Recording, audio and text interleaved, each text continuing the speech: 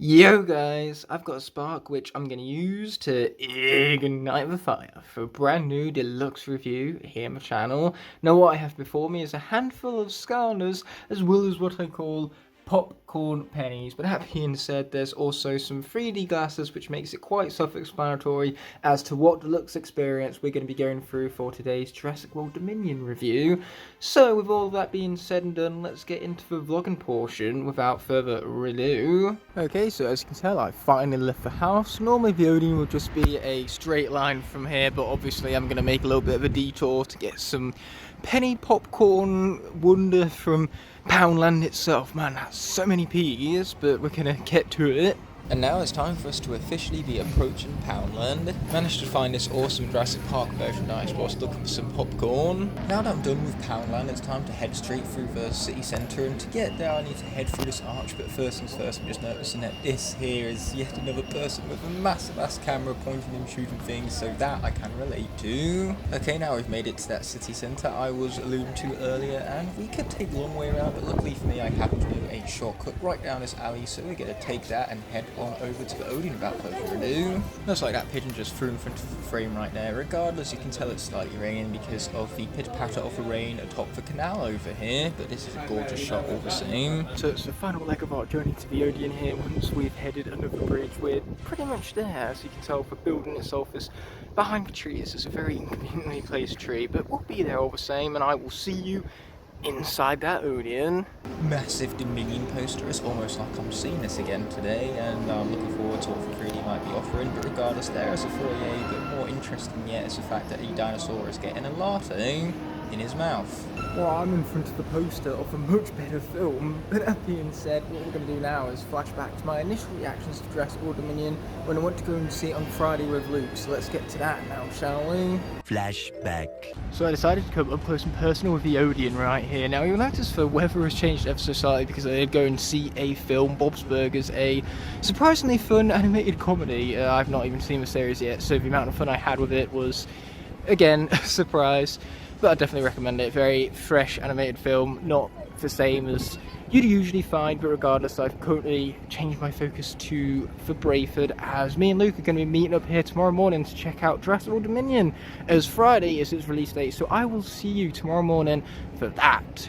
The next morning. Yeah, as you can tell, we're back here the next day. Hello. It's felt only like 18 hours.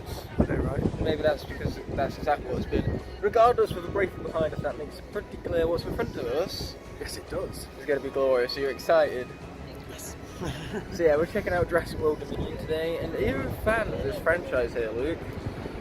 Oh yeah, I mean, I've not seen any Jurassic World or Jurassic World for a while, so I'm actually quite excited to see what they can do. That's rough. Dinosaurs are an instant win, and I'm a huge fan of this franchise.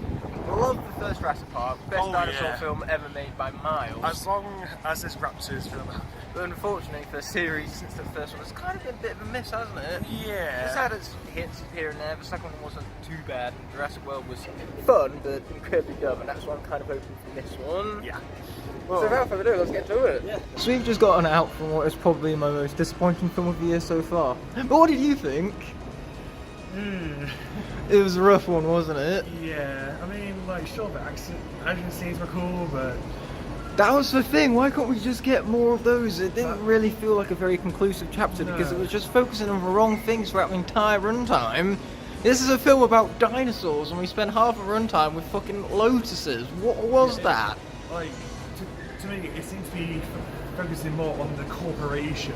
With the whole of the World trilogy, they haven't really focused on the dinosaurs whatsoever, and they really have lost track of what made the series special.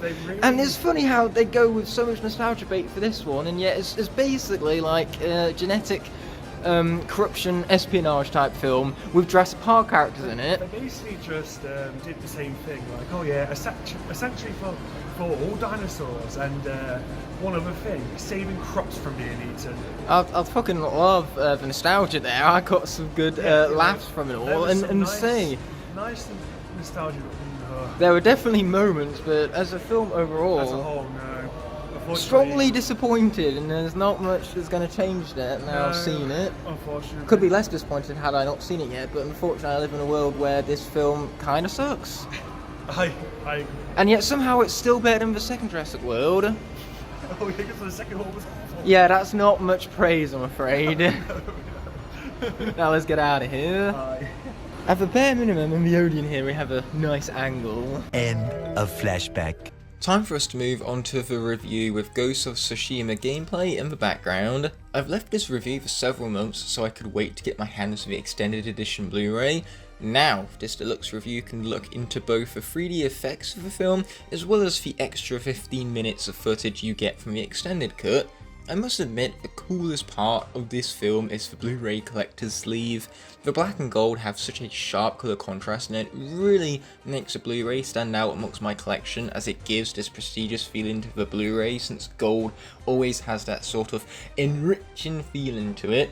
But if my highest praises are towards the Blu-ray case design, then that already speaks a lot about what I think for the rest of the film.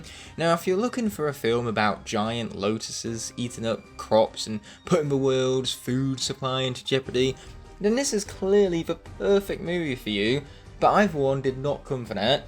What I wanted from this film was dinosaurs, and holy crap, when we got dinosaurs, we got dinosaurs. But those moments were so few and far between that it makes the film as an entire package feel unfocused, awfully paced, and terribly scripted as the greatest insult of them all. Even with these critiques, the extended cut is still the superior version of the film, as it features an alternate opening which is set 65 million years into the past when dinosaurs fully roamed the earth. The visual effects are stunning and incredibly memorable, and this sequence just does a better job of setting up what the rest of the film will have to offer. In fact, it's so good you're actually lulled into a false sense of hope as you think the rest of the dinosaur action throughout the film is going to be as awesome as this opening sequence. But little did you know during the sequence that this is pretty much the best and longest dinosaur action you're going to be getting in this dinosaur movie. Moving along to the rest of the film, there are two main plot lines to follow, neither of which delve heavily into the dinosaurs merging into our society despite being prehistoric beings, unlike what the previous Jurassic World plotline set up for. Instead, one plotline focuses on giant lotuses that eat up farmers' crops and put the world's food supply into jeopardy. The other is a plot about Maisie being kidnapped, so Claire and Owen have to rescue her.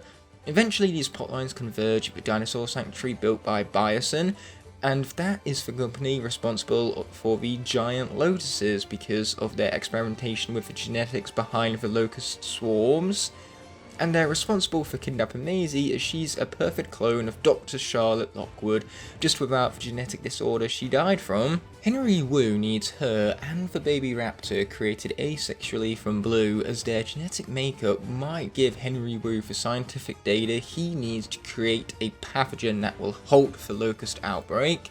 This plot is incredibly stupid. Firstly, the two plot lines are incredibly different in terms of interest and excitement. The plot revolving around Maisie is far more entertaining, as we're being chased on motorcycles by velociraptors through Malta, which is incredibly thrilling, keeping the pace constantly moving forward as we're kept on the edges of our seats, excited to see how the characters will escape this predicament. We know they will, because the plot armor of these characters is ridiculously thick. The only reason Claire is able to outrun these velociraptors is because the plot deemed it so. Plot armor isn't the only ridiculous part behind these characters though. I mean, it's nice to see Alan Grant, Ellie Sattler and Ian Malcolm again. Their chemistry is on par just like it was decades ago in the original Jurassic Park. However, their plotline feels completely pointless, making them feel as though they were last minute shoehorns for the nostalgic sell of the film. So the whole intent there just kind of feels rather malicious, and that being said, the Locust plot is given far too much time, and when we cut away from the dinosaur action involving around Owen and Claire and the new character Kyla Waltz, this plot by comparison feels so boring and brings the pace into an absolute crawl. To add insult to injury, given that Henry Wu gets the data he needs from Maisie and Blue's child to stop the Lotus outbreak, makes the entire plotline to take down Bison all the more unnecessary, as everything else we need comes from the other plotline. This whole story is still complete without this unnecessary side plot. Yes, this exposes Bison for their part in the Lotus outbreak, but I'm sure Ian Malcolm or his allies within Bison could expose them without Ellie Sattler and Alan Grant having to sneak in. So this unnecessary plot is literally just here to give these characters something to do, and so Alan Grant and Ellie Sattler can finally get together. Yes, this is a satisfying character progression and it puts a nostalgic smile on my face, but it doesn't make the needlessness of this plotline any less infuriating. The constant switching between these plotlines shows how the film has an identity crisis. It doesn't know what it wants to be, so it just plays out aimlessly, not being able to accomplish any of its goals because it has too many to deal with all at once. And the ending establishes a new neutral world. This concludes the hero's journey arc, but this is the exact same scenario for dinosaurs we were in at the beginning of the entire saga. Most dinosaurs are locked away at a sanctuary and they're no longer a menace to modern society that doesn't have the space for them to fit. And conveniently, those dinosaurs who did fit in alongside normal society and in the wild, mind you, they were the only ones not taken to Bison's sanctuary. Either way, these dinosaurs are back where they started, making the entire film once again feel completely useless and unfulfilling because of how much time these needless plots waste by purely existing. This time takes away from character development, so just like the situation of the dinosaurs, the human characters also do not grow over the course of the plot.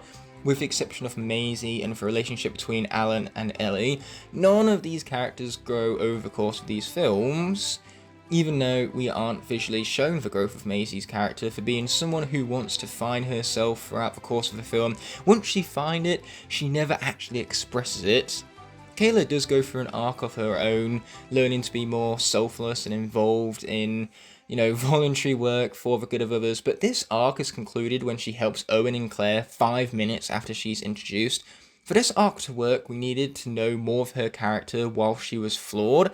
There is nothing captivating about her overcoming her flaws, because her character just makes a 180-degree turn when the plot calls for it, and suddenly, after a single conversation, her entire outlook on helping people changes.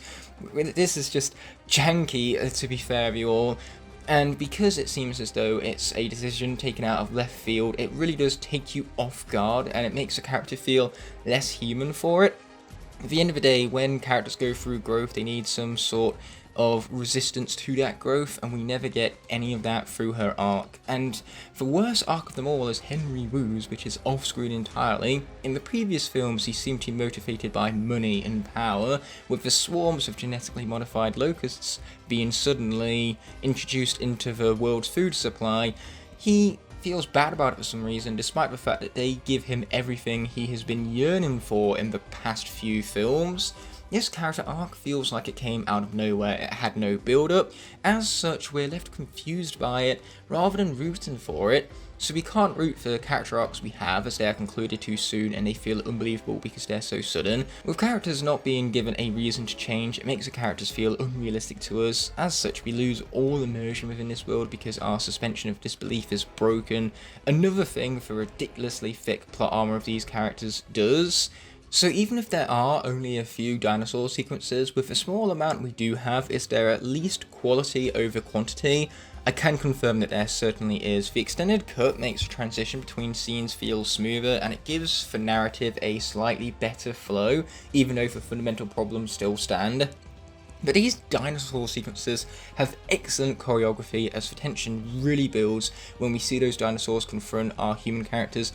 They're incredibly detailed CGI models, and so the realism immerses you into the scene at hand and elevates the tension as these dinosaurs keep getting close to finishing off our human characters. The only thing stopping them is the incredibly thick plot armor they're wearing. The production design here is also excellent. The black market world of Malta has great background detail, and you truly feel as though this is a world where dinosaurs exist. This is what it would look like if that were to be a thing. This adds further to your immersion and rewards your keen eyes. The 3D actually adds further tension to all of these sequences as it gives the dinosaurs depth, and you truly feel as though they are biting and charging at our heroes because they're doing so to you as well. You still feel that realism from the visual effects, but now with the degree of depth to where the dinosaurs feel as though they can actually be touched if you were to reach your hand out. However, these 3D moments are rare, and overall, given the extra price for admission, I'd say for 3D wasn't really worth it. The overall stupidity of this writing infuriates me the most, especially the needlessness behind it. With more focus, self-awareness and actual aim towards the goal of the film, this could have been an incredible concluding chapter to the Jurassic saga. What we got instead was something aimless which failed to live up to its only purpose for existing in the first place: to be an epic dinosaur movie. And when it is an epic dinosaur movie, it fully lives up to that purpose, as those dinosaur sequences are easily the highlights of the film. That is, given the spectacular visual effects and tension building choreography. So all we needed from the film was more of that. But instead, it veers heavily off course. It can't even bring a satisfying and earned ending to its plot lines. Instead, exposition wraps up all the plot lines into the final 5 minutes rather than give us a conclusion that feels like it's been built up and earned. We're left confused because we aren't given enough information as to how we've reached these conclusions. There is no reason for characters to make the decisions that they do. Without motivation, they feel like vessels to carry the plot forward rather than actual characters, making it hard to invest into their lives. And this lack of care when it comes down to the script is what harms the tension building sequences, since we have characters here that we don't care what happens to them. This is why they always need to pair off these characters with the pre-established characters we know and care about already. Otherwise there would be no tension whatsoever. Jurassic Park 3 might have had even worse characters and a much worse story, but at least the film is aware of what it is and plays to that objective perfectly, since it's a fast-paced 90-minute thrill ride of dinosaur action. The island parts in Jurassic World Fallen Kingdom and the parts where the Indoraptor is hunting Claire, Maisie and Owen, they are adrenaline-fueled thrill rides. So Jurassic World Dominion is somehow worse than both of these films, meaning that if I were to rank the films from the Jurassic saga from worst to best, I'd say the ranking is Dominion, Fallen Kingdom, Jurassic Park 3, Lost World, Jurassic World, and then obviously the original Jurassic Park still stands as the greatest of all these films. That being said, today's deluxe review is finally coming to an end. I hope you enjoyed, and if you did, then be sure to smash that subscribe button, as I have more of these film-orientated videos every Friday for you to look forward to. Speaking of which, this upcoming Friday, for Hashtag Film Fridays, we're going to be having a double bill to make up for the missing Film Fridays last week. I'll start by ranking for Star Wars movies, since Bad Batch Season 2 is still rolling out weekly, so I feel as though the topic is relevant at the moment. Then we'll talk about the 2023 Oscar nominations. I'll be seeing you on Friday for that, but until such a moment arises, I have an outro to conclude the video with. I cannot, in good conscience, end off this video without first thanking all of my incredible channel members whose continued support help make these videos possible. Without them, these videos would be near impossible to make, so from the bottom of my heart, I truly appreciate every last one of them. If you enjoyed this video and would like to see more, there are plenty of options on screen now to explore, and please consider subscribing to keep up to date with all my content. On that note, this video is coming to an end, so thank you so much as always for watching. Until the next video arises, peace!